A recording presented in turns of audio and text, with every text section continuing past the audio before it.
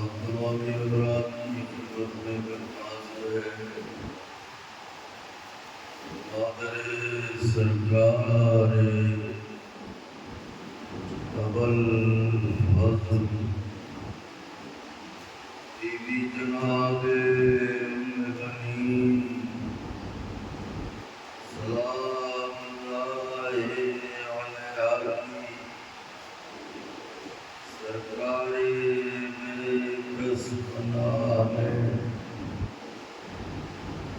اپنی آخری اور ہماری ذاکری کی قبولیت کے لیے مل جل کے بلند ترین نعرہ صلوات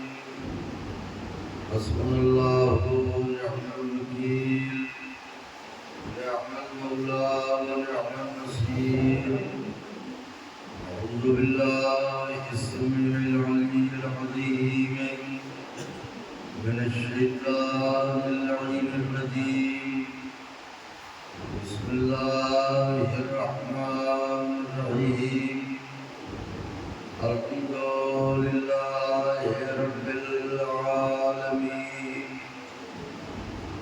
الصلاة والسلام على سيدنا ونبينا وشفيعنا ومولانا بالقاسم محمد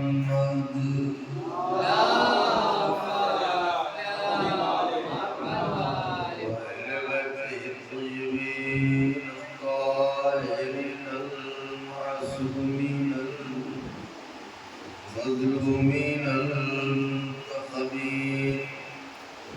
الذين أذهب الله عنهم الرجس وطهرهم تطهيرا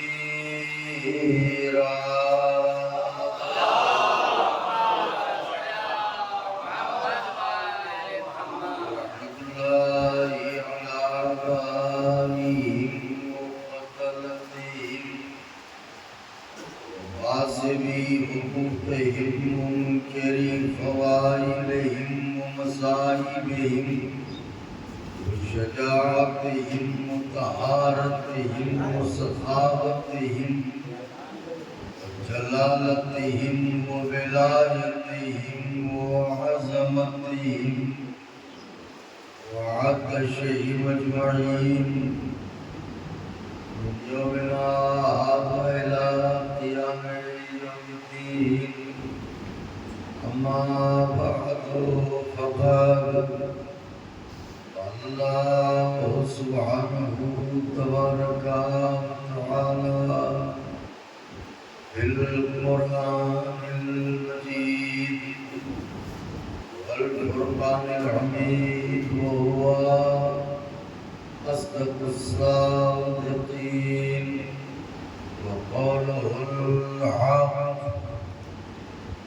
بسم الله الرحمن الرحيم إنا أول بيت وضع للناس للذي ببركة ومباركة وهدى للعالمين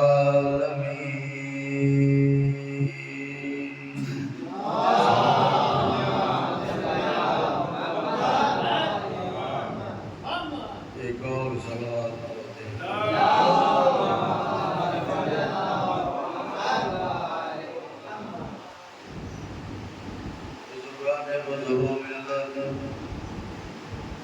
برادران ایمانی کرم ہے حضرات جہاد کا معصومین علیہم الصلاۃ والسلام کا اور خصوصی صدقہ ہے شہزادی کونین بنت جناب رسول الثقلین مادر حسنین صدیقہ طاہرہ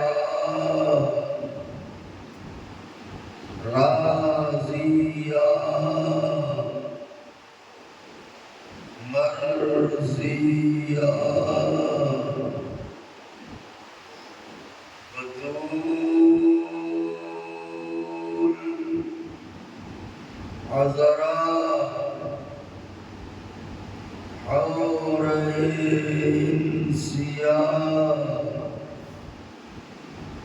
جناب فاطمہ زہرا سلام اللہ علیہا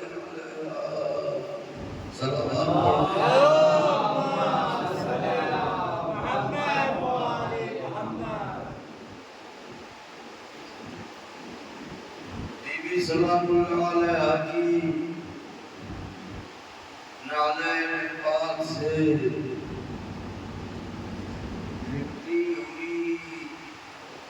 گرد کے ذروں کا تصدق ہے کہ کاتب تقدیر نے ہمارے کاسے دل میں محبت اہل بیت کے موتی بھر دیے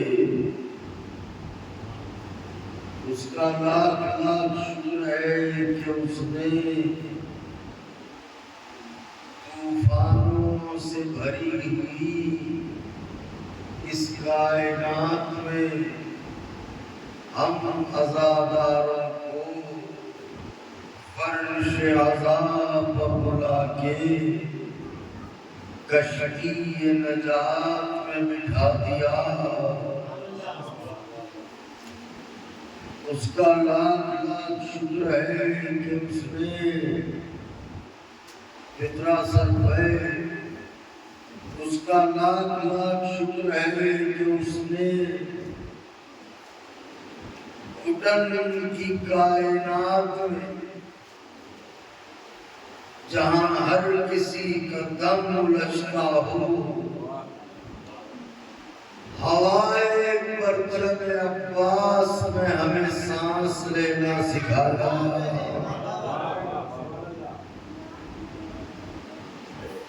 اور ہمارے ہاتھوں کو پرچم عباس دلاور عطا کر کے اس بات کا شرف بخشا کہ دنیا کی دھوپ سے بھی ہم بچ سکیں اور محشر کی دھوپ سے بھی ہم بچ سکیں صلوات پڑھیں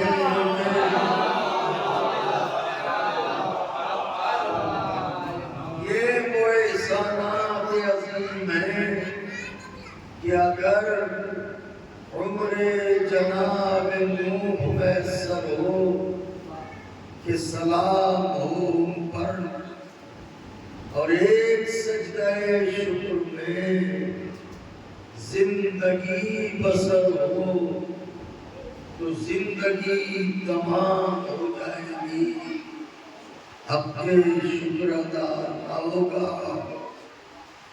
ہم سے پہلے ایک مکمل اور کامیاب ترین مجلس میرے برادر شاہد رضوی صاحب نے خطاب کی کہ خدا توفیقات میں اضافہ فرمائے اور ذکر کو قبول گزرے، چند لمحے میں بھی آپ کے درمیان ہوں، گفتگو اتنی طولانی نہیں ہوگی کہ آپ کے شکم میں اور دسترخوان میں مزید فاصلہ ہو، تو کوشش کروں گا کہ بہت کم ٹائم میں گفتگو کو تمام کر دوں تاکہ آپ حضرات شریک دسترخوان بھی ہو سکے۔ تو ارشاد رب العزت ہے کہ بسم اللہ الرحمن الرحیم، اِنَّا اَوَّلَ بَيْتٍ وُضِعَ لِلنَّاسِ، بالتحقیق وہ پہلا گھر جو بنایا گیا انسانوں کے لیے، اِنَّا اَوَّلَ بَيْتٍ وُضِعَ لِلنَّاسِ، بالتحقیق وہ پہلا گھر جو بنایا گیا انسانوں کے لیے، للناس، انسانوں کے لیے۔ تو پہلا گھر قرآن کہہ رہا ہے، یہ ہماری آپ کی بات نہیں ہے، اِنَّا أَوَّلَ بَيْتٍ وُضِعَ لِلنَّاسِ، پہلا گھر انسانوں کے لیے بنایا گیا ہے۔ تو کہاں بنایا گیا ہے؟ لَلَّذِي بِبَکَّةَ، کہیں اور نہیں بنایا گیا، مکے میں بنایا گیا ہے۔ تو یہ تو مکے میں پہلا گھر انسانوں کے لیے بنایا گیا ہے، مکے میں پہلا گھر۔ اب اگر قرآن پہلا گھر کہہ رہا ہے تو پھر یہ پہلا گھر ہے، دوسرا نہیں ہے، کیونکہ قرآن کہہ رہا ہے تو وہ پہلا گھر جو مکے میں بنایا گیا، وہ آخر گھر کون سا ہے، کس کا گھر ہے؟ تو بلا تفریق مذہب و ملت، یوں تو تمام آیتوں کی تفسیروں میں عالم اسلام کے مفسرین نے اختلافات کیے، لیکن یہ وہ آیت ہے جس کی تفسیر میں کوئی اختلاف نہیں، سب کے سب نے مل کے کہا کہ وہ گھر جو مکے میں انسانوں کے لیے بنایا گیا، وہ گھر کوئی اور نہیں ہے، خانہ کعبہ ہے۔ اور فرمایا خانہ کعبہ ہے، تو قرآن کے کہنے کے مطابق کعبہ بنایا گیا انسانوں کے لیے، قرآن کے کہنے کے مطابق کعبہ بنایا گیا انسانوں کے لیے۔ افسوس اسی بات کا ہے جو کعبہ بنایا گیا تھا انسانوں کے لیے، وہ آج قبضے میں ہے جانوروں کے۔ صلوات بھیجے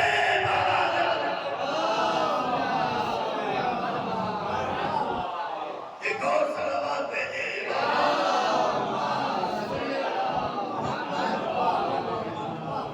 وہ انسانوں کے لیے بنایا گیا اور قبضے میں حیوانوں کے۔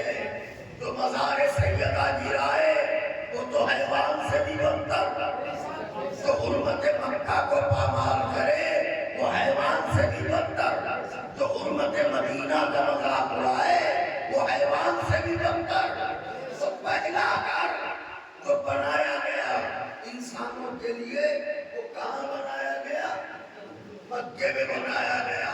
تو گھر تو بہت سے ہیں، اسی سے محبوب میں اچھے خاصے گھر مل جائیں گے جو اچھی لاگت سے بنے ہیں، 10-20-50 لاکھ کی لاگت سے۔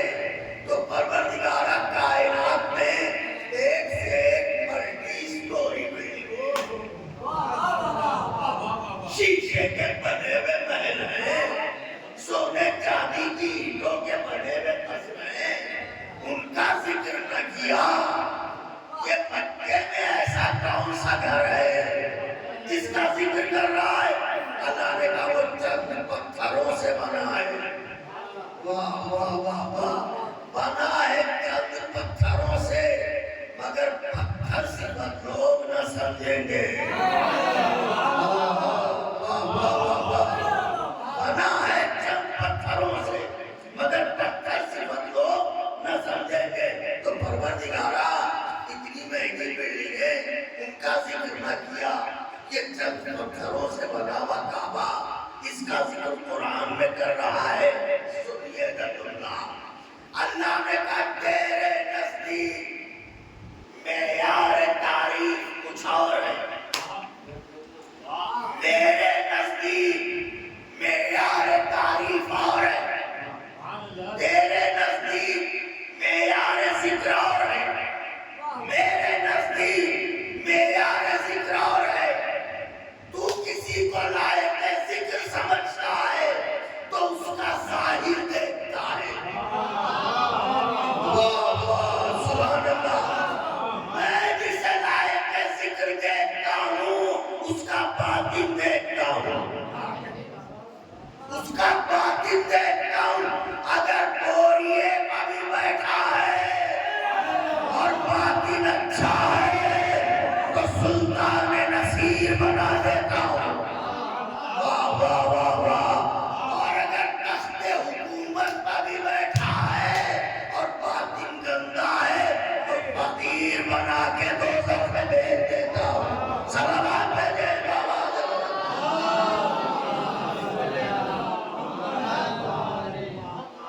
آپ نے غور فرمایا وہ اب اللہ کیا کہہ رہا ہے؟ میں نے کعبے کے باطن کو دیکھا. بنا ہے چند پتھروں سے لیکن اس کا باطن کمال ہوا ہے. اس لیے اس کا ذکر کیا. تو یا اللہ تو بتا تیرے گھر میں ایسا کیا ہے؟ ایسی کون سی صفت ہے؟ اللہ نے کہا سننا چاہتے ہو تو سنو.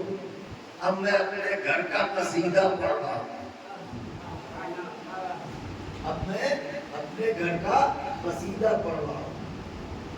پہلا قصیدہ تو یہ ہے کہ میں نے اس گھر کو قابل ذکر اس لیے قرار دیا کہ مبارکن.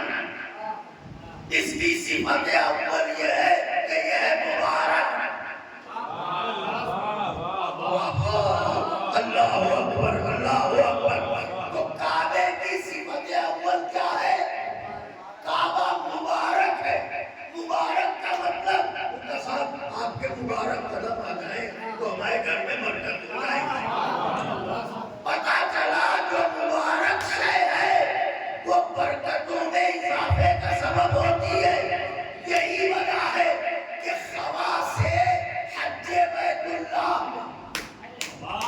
خواص طواف کعبہ میں ایک خصوصیت یہ بھی ہے کہ جو صدق دل سے کعبے کی دیوار میں لکیر چھوڑنے والے بھی محبت کے ساتھ کعبے کو چلا جائے اس کی نسلوں میں کبھی کوئی فقیر نہیں ہوگا. اللہ اکبر. صلوات بھیجے بابا.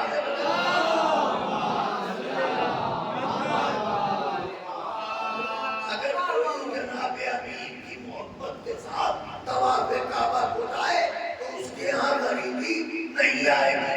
اس کے یہاں فقر و فاقہ نہیں آئے گا. تو کہا میرا گھر صفت اول کیا ہے؟ مبارک ہے.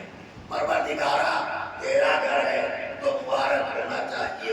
تیرا گھر ہے عظیم ہونا چاہیے. تیرا گھر ہے پاکیزہ ہونا چاہیے. تیرا گھر ہے طیب ہونا چاہیے. تیرا گھر ہے طاہر ہونا چاہیے. اگر اور کوئی صفت کا ایک صفت تو ایسی ہے کہ جو کسی گھر میں نہیں. معبود وہ کون سی صفت کا؟ وہ صفت یہ ہے وَهُدًى لِّلْعَالَمِينَ. تو صفت اول کیا ہے؟ مبارک. صفت دوم کیا ہے؟ عالم کے لیے نہیں عالمین کے لیے ہے ہدایت. تو ہم اس عالمین کو سمجھے کیسے؟ اور قرآن میں نے پڑھا. قرآن بسم اللہ الرحمن الرحیم. الحمد پڑھو بیٹے. الحمد للہ رب العالمین. تو اللہ کون ہے؟ رب العالمین کو سمجھ رہے ہیں؟ رب العالمین. رسول کون ہے؟ وما ارسلناک الا رحمۃ للعالمین. وہ اللہ ہے رب العالمین. رسول ہے رحمۃ للعالمین.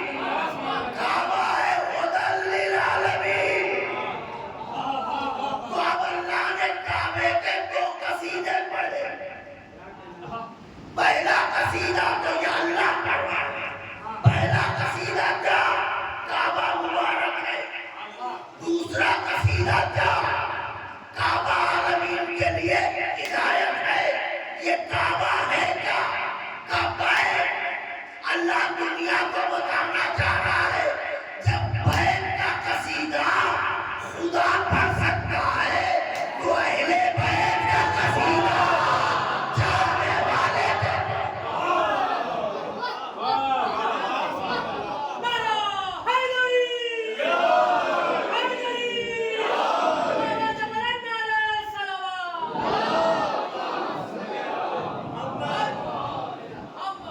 جب بیت کا قصیدہ وہ پڑھ رہا ہے تو پھر اہل بیت کا قصیدہ یہ ادھر کہاں سے ہو جائے گا؟ تو عالمین کے لیے ہدایت ہے. تو اب ہدایت کا مطلب یہ ہے کہ کعبہ ہدایت دیتا ہے. مطلب یہ کہ پڑھتے نہ دیکھتے. ہمارے یہاں جو بھی چیزیں ہیں وہ بے بنیاد نہیں ہے, بس سمجھنے کی بات ہے. مگر یہ پہلوؤں میں دل کی جگہ پتھر لے کے گھومنے والے اس کی سمجھ میں کہاں آنے والی ہے بات؟ تو اللہ کہہ رہا ہے عالمین کے لیے ہدایت ہے. ہدایت کا مطلب یہ ہے کہ کعبہ ہدایت دیتا ہے. کعبہ اس نے صاحب کعبہ ہدایت دیتا ہے. جو ہدایت دیتا ہے اسے کہتے کیا ہیں؟ ہادی. اس کا مطلب یہ ہے کہ کعبہ ہے عالمین کے لیے ہادی. تو جب کعبہ ہے عالمین کے لیے ہادی تو اب کعبے کا واجب ہے کہ اگر کعبے کو کے سامنے کوئی غلط کام انجام پائے تو کعبہ اسے چپ چاپ دیکھتا نہ رہے. روک دے, ٹوک دے, سمجھا دے, بتا دے. ہادی ہے نا, تو ہادی کا کام کیا ہے؟ دیکھتے رہنا تھوڑی ہے. ہادی کا کام ہے روکنا, ٹوکنا, سمجھانا, بتانا. مجھے بتائے عالم اسلام کم سے کم 1400 سال سے تو کلمہ پڑھ پڑھ کے داڑھیاں رکھ رکھ کے طواف کعبہ کیے جا رہا ہے مسلمان.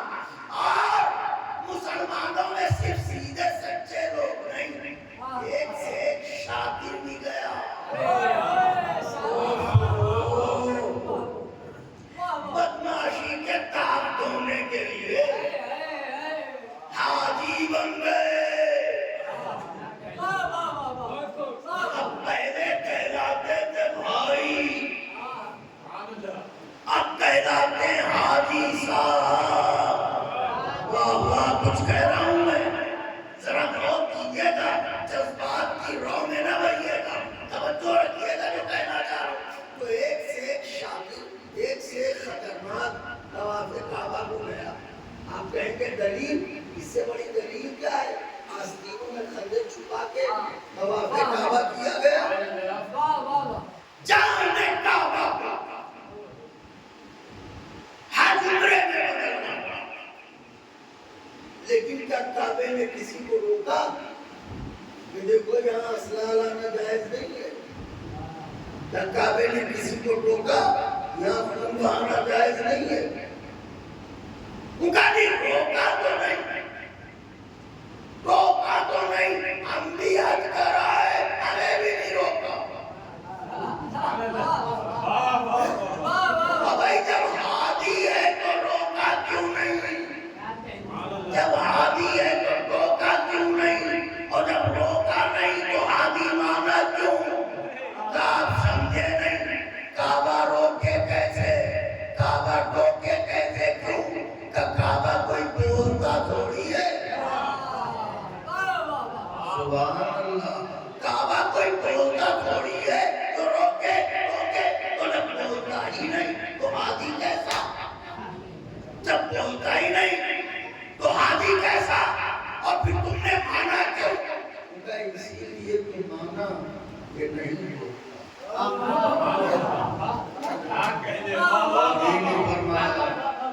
اسی لیے تو مانا کہ نہیں بولتا تھا، مطلب کا مطلب یہ ہے کہ چونکہ اسلام کو مان کے کرنا تھی منمانی، اس لیے ہم نے سوچا کہ ایسے کو مان لو کہ منمانی بھی کرتے رہو، وہ روکے بھی نہ، منمانی بھی کرتے رہو وہ ٹوکے بھی نہ، تو کعبہ تھا کہ بولتا نہیں، اس لیے کعبے کو مان لیا۔ پتا چلا عالم اسلام کا مزاج یہ ہے کہ اسے مانو جو نہ بولے، اسے نہ مانو جو بولے۔ آپ کہیں گے دلیل یہ ہے کعبہ نہیں بولتا، اسے مان لیا، معلوم ہے کعبہ بولتا ہے۔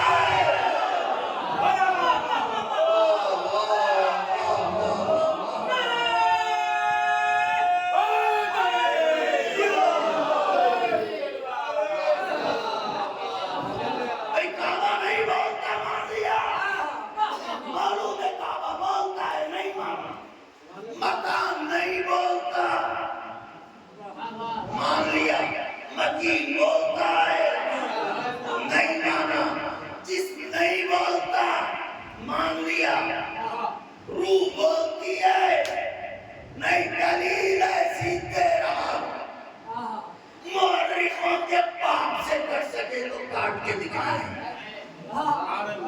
ایسی دلیل دے رہا ہوں۔ مزاج یہ بنایا کہ اسے مانو تو نہ بولے، اسے نہ مانو جو بولے۔ آپ کہیں گے دلیل دے رہا ہوں، کوئی رد کر سکے تو کرے۔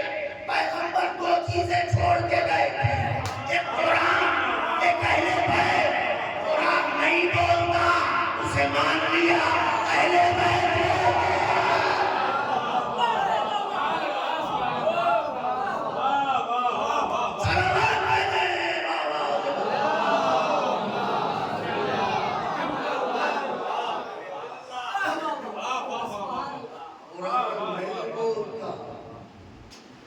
مان لیا، تفسیر منمانی کر لو، ترجمہ منمانی کر لو، اہدنا الصراط المستقیم۔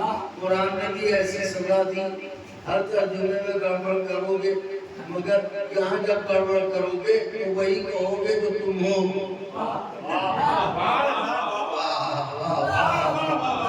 اہدنا الصراط المستقیم، مجھے راستہ دکھا۔ قرآن نور ہے، قرآن نور ہے۔ میاں کیسے قرآن پڑھا؟ نور ہے مگر تمہاری آنکھوں کا نور چلا گیا۔ واہ واہ، اس کا مطلب یہ ہے کہ اللہ کے کسی خاص نور کی عداوت میں قرآن پڑھ رہے تھے۔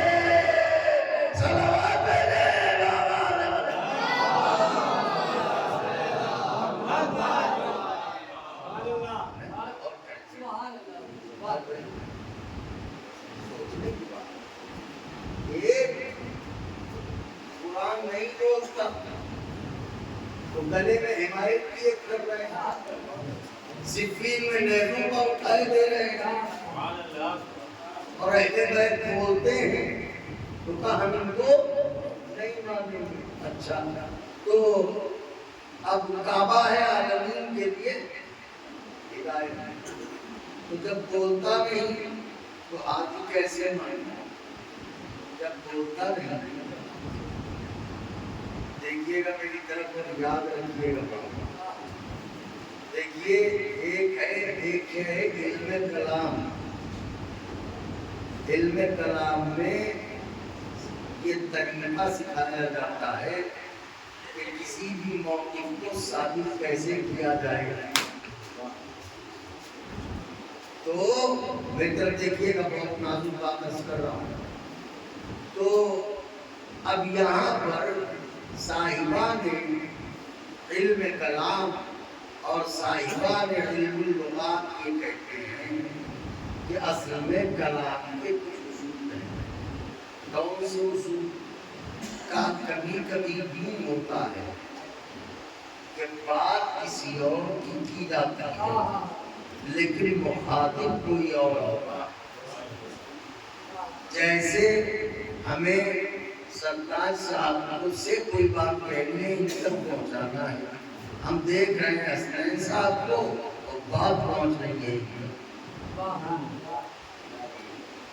آپ کو بات پہنچ رہی ہے ان تک. تو کبھی کبھی مخاطب کوئی اور ہوتا ہے مگر بات پہنچائی جاتی ہے کسی اور تک. مراد کوئی اور ہوتا ہے. جیسے میں مثال دوں، ایک لفظ ہے ظرف اور ایک لفظ ہے مظروف. ایک لفظ ہے ظرف، ایک لفظ ہے مظروف. مثلا مشہور ہے صاحب پیاسا کنویں کے پاس جاتا ہے، کنواں پیاسے کے پاس نہیں جاتا. تو ہر گہری جگہ کو کنواں کہتے ہیں. تو کیا وہاں پیاسا جا کے مٹی کھاد کے پیاسا ان کا نہیں پیاس ہماری بجھائے گا. پیاس تو وہ پانی بجھائے گا جو کنویں کے اندر ہے. مجلس پڑھتے پڑھتے ایک دم سے مجھے پیاس لگی ہے. آپ میں سے کوئی بھی مذہب گلاس نہ پڑھیے. ہم نے دیکھا شیشے کا گلاس، اسٹیل کا گلاس. ہم نے کہا بھائی مجھے پیاس لگی ہے، کیا شیشہ چبا کے گلاس پڑھاؤں؟ نہیں حضور، اصل میں گلاس کا نام لیا ہے، گلاس کے اندر بھی کچھ ہے. تو آپ کی پیاس کو بجھائے گا تو گلاس کے اندر ہے. وہ کیا ہے؟ پانی. تو اب یہ کنواں کیا ہے؟ یہ ہے ظرف. پانی کیا ہے؟ یہ ہے مظروف. گلاس کیا ہے؟ ظرف. پانی کیا ہے؟ مظروف. تو کبھی کبھی یہ بھی ہوتا ہے کہ بات کی جاتی ہے مظروف، نام لیا جاتا ہے ظرف کا. جیسے کنواں ظرف، پانی مظروف. گلاس ظرف، پانی مظروف. تو پیاس بجھائے گا پانی مگر نام لیا گیا کنویں کا. پیاس بجھائے گا پانی، نام لیا گیا گلاس کا. اسی طرح ہدایت دے گا مولود کعبہ، نام لیا گیا کعبے کا. سلوات پڑھتے بابا.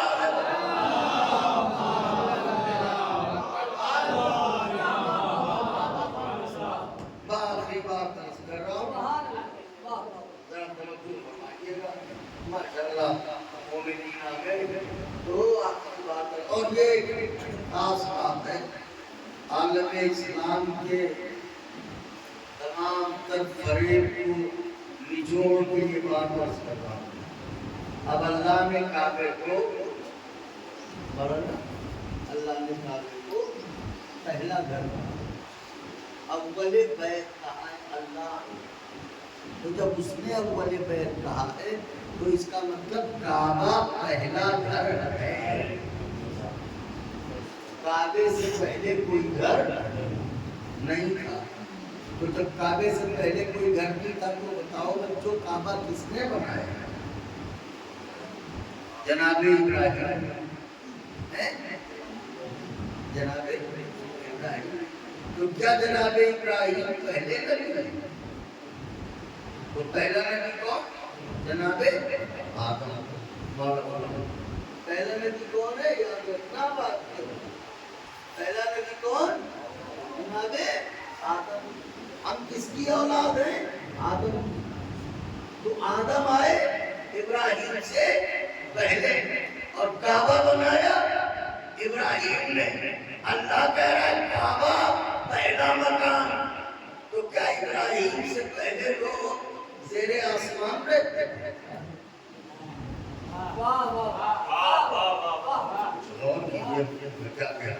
کیا ابراہیم سے پہلے لوگ گھروں میں نہیں رہتے تھے؟ کیا ابراہیم سے پہلے اس میں پردہ نہ تھا؟ نہیں، بڑے بڑے محل تھے، مکانات تھے، سب گھروں میں رہتے تھے. تو پھر یہ کعبہ پہلا گھر کیوں جب ابراہیم نے بنایا؟ جب ابراہیم نے تو دوبارہ بنایا. پہلے تو اسے آدم ہی نے بنایا. واہ واہ سبحان اللہ. پہلے آدم نے بنایا، بعد میں ابراہیم نے بنایا. جب ایک دفعہ ایک نبی بنا چکا تھا تو دوبارہ دوسرے نبی کے بنانے کی ضرورت کیا کیا پکچر چینج ہو گیا تھا؟ کیا نقشے بدل گئے تھے؟ کیا دنیا نے ترقی کر لی تھی؟ کیا نئے زمانے کی نئی عمارتیں آ گئی تھی؟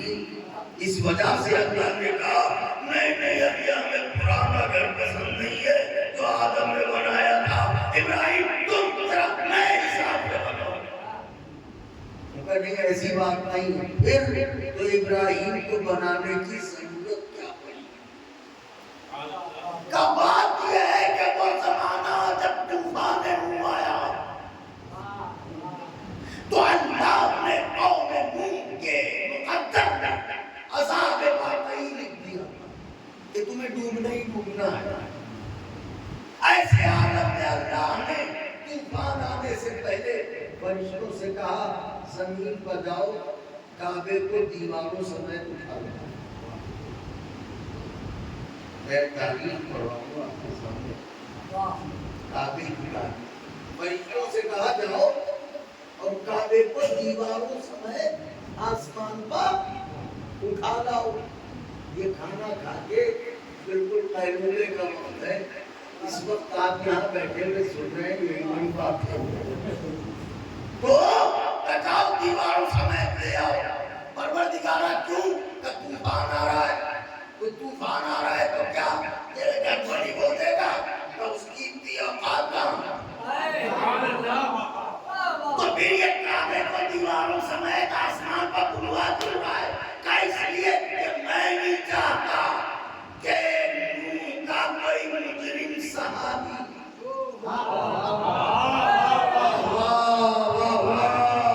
سبحان اللہ دیوار کعبہ کے سائے میں پناہ لے۔ اس لیے میں فرشتوں سے کہہ رہا ہوں کعبے کو دیواروں سمیت اٹھا لاؤ۔ تو فرشتے آئے، کعبے کو دیواروں سمیت لے کے چلے گئے، لے کے گئے۔ اب پوچھئے تاریخ کے مورخوں سے، چاہے ابن قدر ہو، چاہے آپ قدر ہو، چاہے آپ قدر ہو، کسی بھی مسلک کا مورخ ہو، اس سے یہ پوچھئے فرشتے کعبے کو دیواروں سمیت آسمان پر لے گئے تو ہر مورخ کہتا ہے ہاں فرشتے لے گئے تو خواب میں لے گئے۔ خواب میں لے گئے تو فرشتے سوتے کہاں ہیں؟ جاگتے میں لے گئے تو سچ مچ دیواروں سمیت لے گئے، نہ لے گئے مگر اتنا زور دے کے کیوں پوچھ رہے ہو؟ میں نے کہا پوچھ اس لیے رہا ہوں کہ کعبہ دیواروں سمیت آسمان پر جائے، یہ تمہارے دماغ میں آتا ہے نبی معراج پر جسم سمیت جائے۔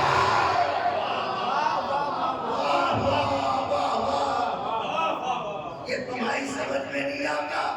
کعبہ چلا گیا، طوفان آیا، میری طرف دیکھیے گا، جملہ آپ کے حوالے ہے، اسے بیاض دل پر لکھیے تو عرض کر رہا ہوں۔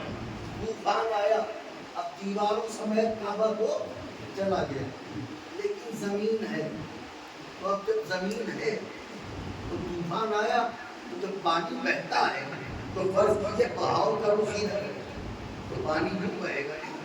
تو بیچ میں جتنی زمینیں ہیں ان پر سے بہتا ہوا جائے گا، ادھر سے بہے گا، ادھر سے بہے گا، تو جس کو سے بہا ہوگا زمین بھی بہے گی۔ کعبہ ہے مکعب سے چوکور، یہی وجہ ہے کہ آپ کی سمت بھی وہاں سے کعبے پر، دنیا کے جس کونے میں وہاں سے کعبے کا رخ کریں۔ کچھ کہہ رہا ہوں تو آج جب یہ طوفان آیا تو دیواروں کو تو اٹھا لیا مگر عذاب کا طوفان اس نے زمین کعبہ کو تو ڈبو دیا ہوگا۔ مفسرین نے کہا یہی تو معجزہ عرض کعبہ ہے۔ طوفان آیا تو مگر جو حدود کعبہ تھے، طوفان کا پانی چاروں طرف ٹھہر کے دیوار بن گئی. ذرا سا بولیے. اللہ کا ہر معجزہ ہے. کعبے کے چاروں طرف دیوار کا یعنی پانی جو ہے وہ بلند ہونے لگا ایسے جیسے دیوار اٹھ رہی ہے. کہیے طوفان کے پانی سے کہ جیسے تمام زمینوں کو روتا ویسے ہی عرض کعبہ پر سے بھی گزر جائے. طوفان نے کہا طوفان ہوں مگر اپنی حد پہچانتا ہوں. طوفان ہوں مگر اپنی حد پہچانتا ہوں. یہ ہے کعبہ، یہ عرض حرم. ہم دنیا کی ہر زمین کو روک سکتے ہیں مگر اس زمین میں داخل نہیں ہو سکتے. ہم طواف کریں گے چلے جائیں گے. طواف کریں گے چلے جائیں گے. معلوم ہوا جو زمین کعبے جیسی ہوگی پانی اس کا طواف کر کے جائے گا کبھی اس کے اوپر سے نہیں گزرے گا. کائنات میں دو ہی جگہ دیکھی جہاں پانی گزرتا نہیں ہے طواف کرتا ہے، یا کعبہ یا قبر ابا.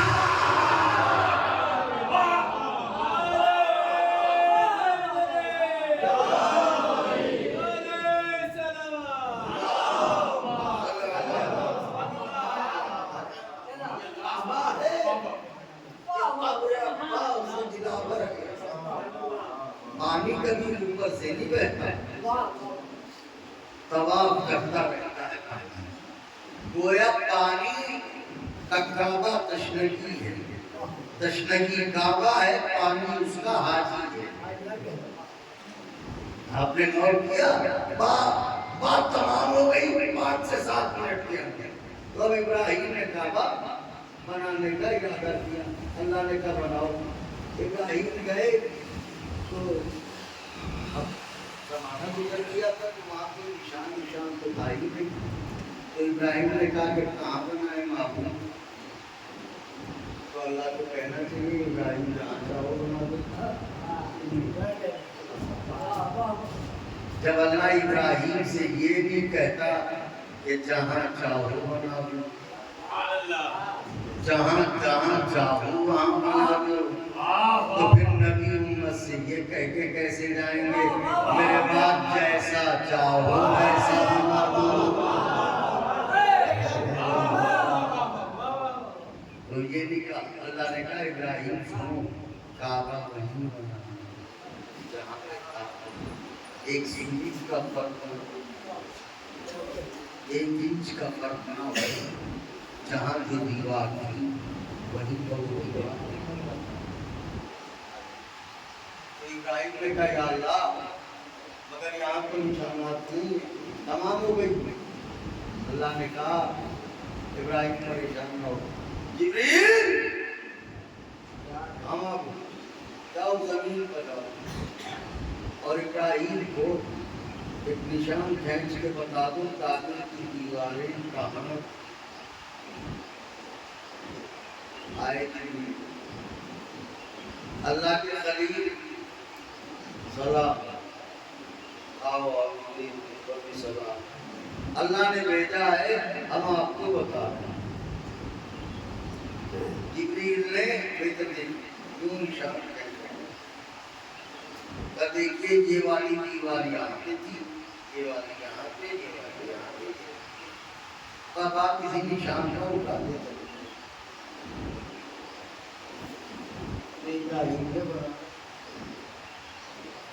ابراہیم کو اللہ نے گھر بنانے کا حکم دیا. ابراہیم نہیں جانتے تھے کہ بننا کہاں ہے.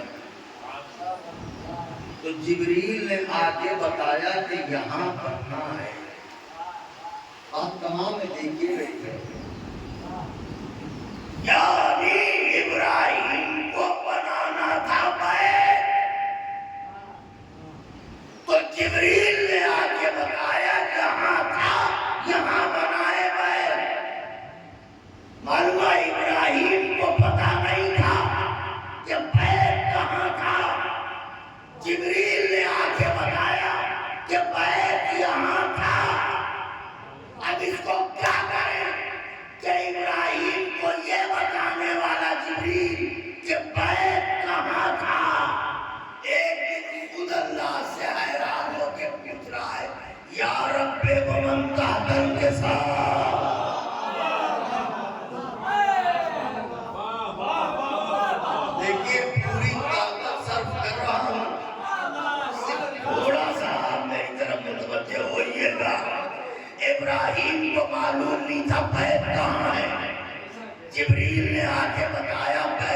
کہاں تھا؟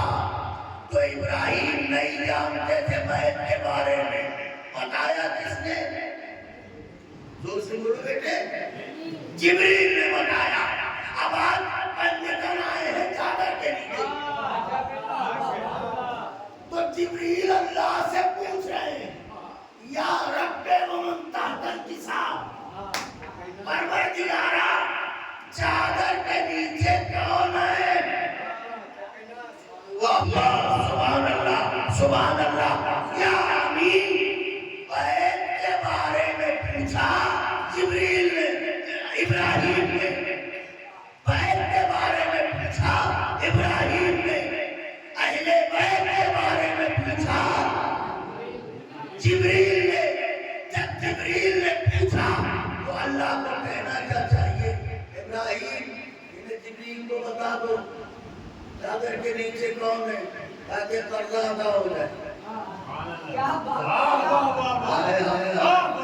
انہوں نے تمہیں بتایا تھا تم انہیں بتا دو، لیکن اللہ نے ابراہیم سے نہیں کہا، اللہ نے خود کہا تم اہل بیت النبوۃ و معدن الرسالات، یہ اہل بیت نبوت ہے، یہ معدن رسالت ہے۔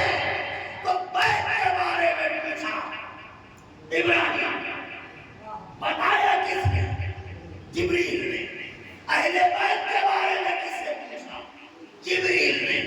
بتایا کس نے؟ اللہ نے۔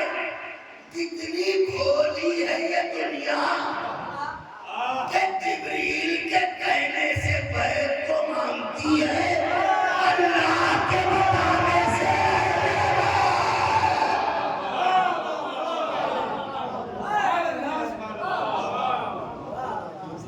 جبریل کے بتانے سے بیت کو مان رہے، مگر اللہ کے بتانے سے اہل بیت کو نہیں مانتے۔ دنیا جب گئے بات تمام ہو گئی تو بیت کو مانتے ہو، تو اہل بیت کو کیوں نہیں مانتے؟ ان کا یہ آپ نہ سمجھتے تو سمجھائیے تو سمجھیں۔ ان کا بات یہ ہے بیت کو ماننے کے لیے حسب نسب کی شرط نہیں،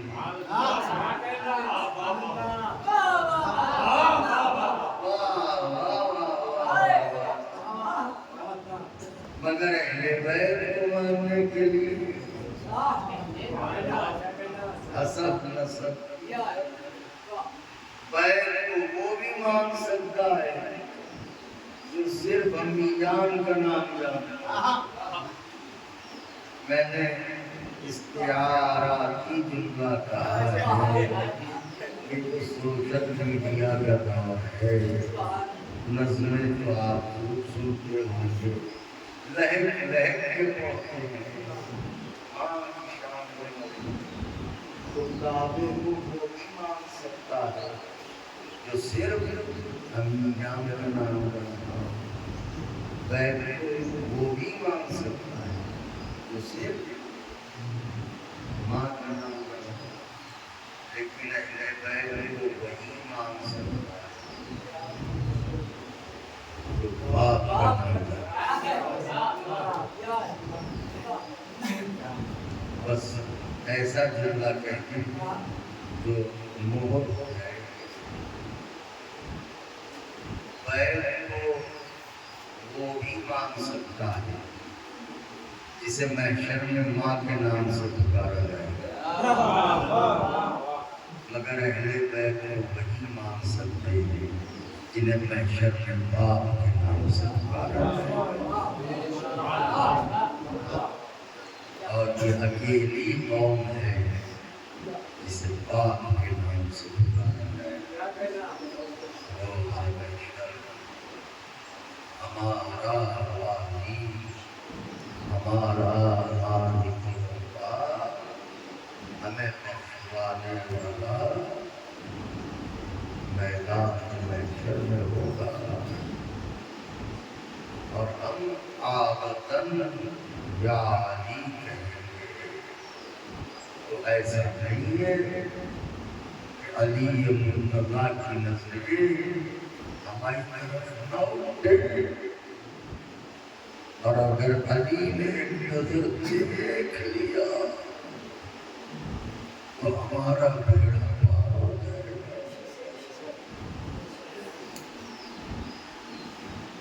یہ دنیا والوں ہر سال حج اور عمرے کے جاتے ہیں، حسرت رکھتے ہو کہ تم کعبے پہ چادر اڑا دو، کعبے پہ چادر اڑاتے وقت تمہیں غیرت نہیں آتی کہ نبی کی بیٹیوں کی چادریں چھین لی گئی۔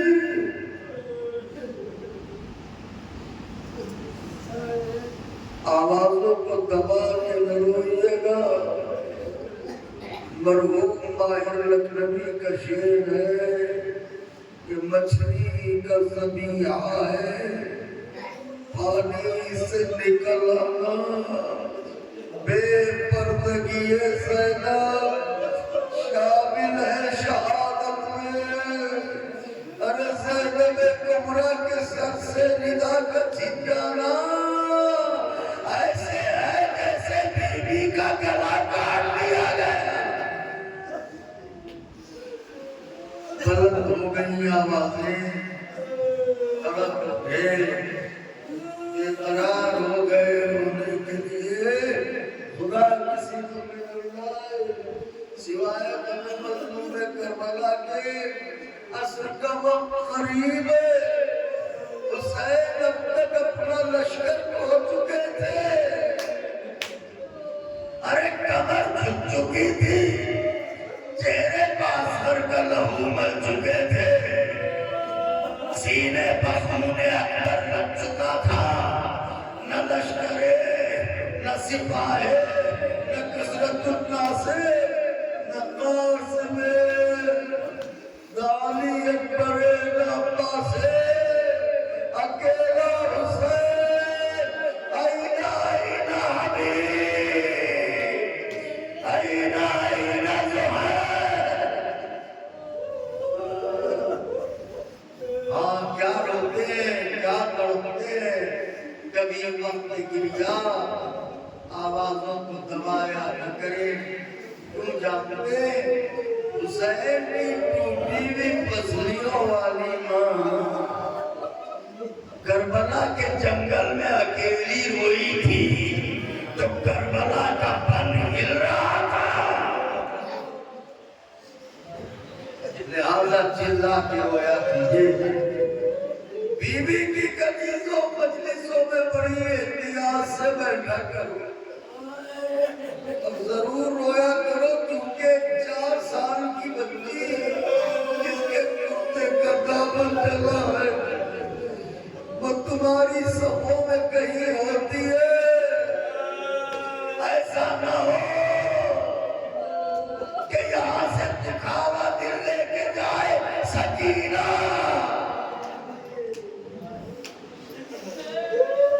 بس چند دن میں مسائل کے مجلس تمام، حسین خیمے میں آئے، جناب ناصر کا وقت ہے، اس لیے بس یہ کلمے اے حسین علیہ السلام کی والدین گرامی حضور خدا بی بی آئے۔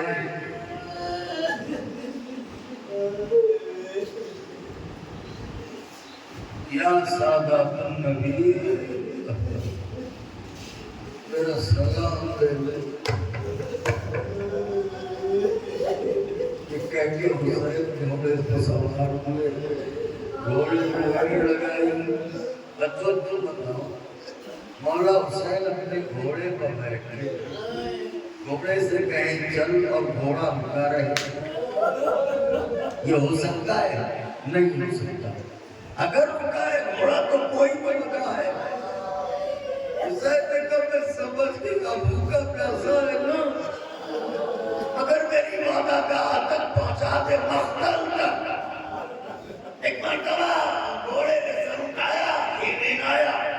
آقا ذرا قدموں کی طرف تو دیکھیے، خدا یہ منظر کسی باپ کو نہ دکھائے جو نینوا کے قریب نے دیکھا 4 سال کی سکینہ بیڑے کے سنے سے بے قرار ہو کے لٹی کہہ رہی ہے اے میرے بابا کے گھوڑے میرے بابا کو نہ لے جا.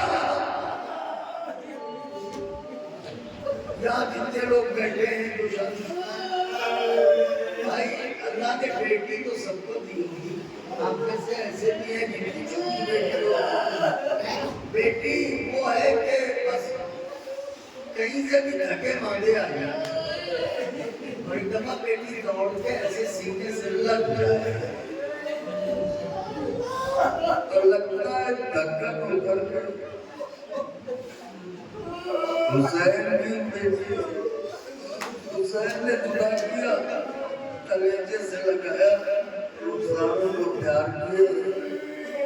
بیٹے کا آگے تو عصر کا وقت قریب ہے سکینہ میرا وعدہ پورا ہونے تو بیٹی بابا نوکرے نہیں آئی. تب پھر کیوں آئی کہ بابا تم تو جانتے ہو ارے تمہیں سینے کے علاوہ کہیں نیند نہیں آتی لیکن آج کے بعد صرف پتھروں پر لیٹنا پڑے گا. بابا جاتے جاتے آخری بار سینے پر لٹا لو. حسین نے دائیں دیکھا بائیں دیکھا ارے وہی چلتی رہتی وقت لیٹ گئے. آجا سکینہ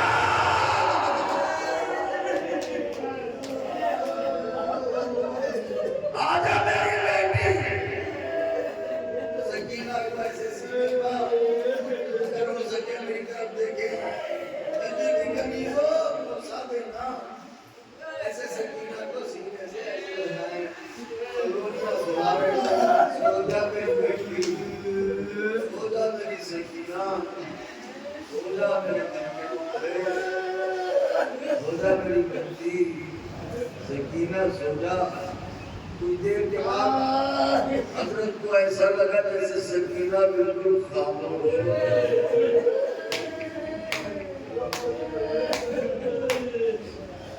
وقت شہادت قریب. سکینہ سینے پر حسین سکینہ کو جگانا خیال وعدہ بھی ہے کہ میں قتلگاہ تک کیسے پہنچوں. سکینہ اور جو پہنچوں ابھی چند لمحے گزرے تھے کہ آقا کہتے میں نے دیکھا سکینہ گھبرا کے میرے سینے سے اٹھی میرا سینہ چھوڑا کچھ دور پکڑی ہو گئی. بابا جاؤ خدا